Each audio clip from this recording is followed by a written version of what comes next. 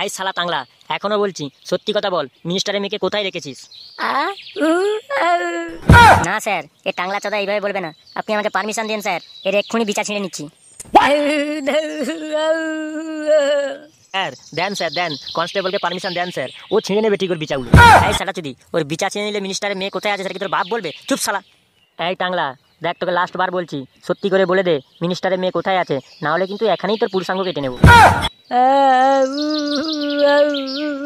Sir, আমি এর বিচার ছিঁড়বো না। আপনি আমাকে একটু পারমিশন দেন, আর আপনি একটু দূরে সরে যান। আমি ঠিক ওর মুখ থেকে কথা বের করে নিচ্ছি। ঠিক আছে ঠিক আছে কনস্টেবল, নাও তুমি 2 মিনিট সময় দিলাম, তুমি যে কোনো দিক দিয়ে ওর মুখ থেকে কথা বের করো। দেখো আবার ও মালটা যেন না মারা যায়, তাহলে কিন্তু আমরা জানতে পারবো না ওই মেয়েটা কোথায় আছে। Okay sir. এই শালা বল, বল শালা, মিনিস্টার নিয়ে কোথায় বল বলছি। আবে শালা, আউ বন্ধ কর, বন্ধ করে বল কোথায় আছে। এখনো বলছি দেখ, বলে দেখ, নাহলে তোকে